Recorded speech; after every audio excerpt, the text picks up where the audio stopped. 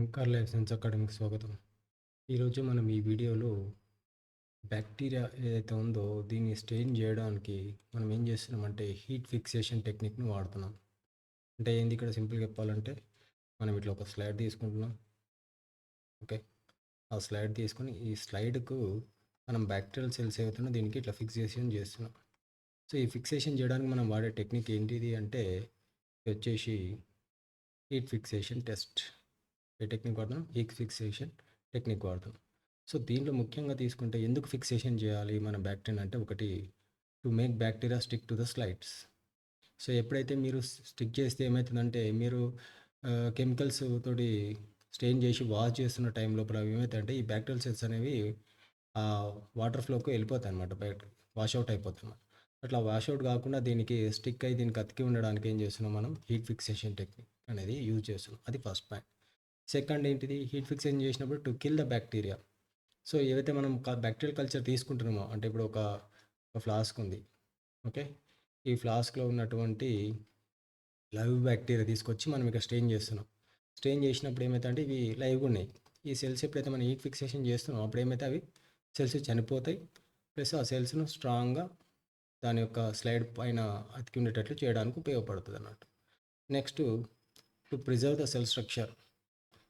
So, ఈ bacterial shape ఏదైతే ఉందో అది చేంజ్ అవ్వకుండా అదే విధంగా ఉండడానికి ఉపయోగపడుతుందన్నట్టు. ఈ 3 అనేది మెయిన్ ఇంపార్టెంట్ పాయింట్. ఫిక్సేషన్ చేయడం వల్ల మనకు ఒక అడ్వాంటేజ్ ఇవన్నీ. ఓకే. నెక్స్ట్ ఎలా చేస్తాం బ్యాక్టీరియల్ సెల్స్‌ను ఫిక్సేషన్ చేయాలంటే దీంట్లో ఫస్ట్ చేసుకోవాల్సిన పాయింట్ ఏంటంటే clean clean the slide. So, మనం ఏదైతే స్లైడ్ తీసుకుంటామో ఈ స్లైడ్ పైన ఎలాంటి గ్రీజ్ గానీ, ఆయిల్ మరకలు గానీ ఏవి లేకుండా దీన్ని క్లీన్ చేసుకోవాలి. ఓకే. ఇది first point. Next prepare smear. Smear ఎట్లా ప్రిపేర్ చేస్తామంటే మనం 2 మెథడ్స్. ఇది మీ స్లైడ్ ఉంది. ఇక్కడ ఏం చేస్తారు మీరు పెట్రీ ప్లేట్ నుంచి కాలనీ తీసుకొని స్మియర్ ప్రిపేర్ చేస్తుండ్రా? లేకపోతే డైరెక్ట్ బ్రాత్ కల్చర్ నుంచి స్మియర్ ప్రిపేర్ చేస్తుండ్రా ఇంపార్టెంట్. ఒకవేళ మీరు పెట్రీ ప్లేట్ నుంచి తీసుకోవాలంటే ఫస్ట్ మీరేం చేయాలి ఇక్కడ ఒక 2 డ్రాప్స్ ఇక్కడ ఏం చేయాలి? ఒక 2 drops sterile water. Okay. Sterile water drops ఒక 2 ఎయాలి. వేసిన తర్వాత నెక్స్ట్ ఏం చేయాలి? బై యూజింగ్ ఇనాక్యులేషన్ లూప్ కాలనీని టచ్ చేసి ఓకే. కాలనీ టచ్ చేసి ఇక్కడ ఏం చేయాలి మీరు స్ప్రే ప్రిపేర్ చేయాలి.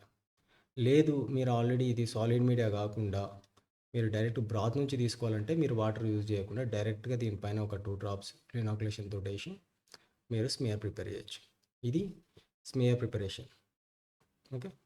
సో, ఇది ఇక్కడ ఏం చేయాలి మీరు స్మియర్ కూడా థిన్ ఉండాలి. ఓకే.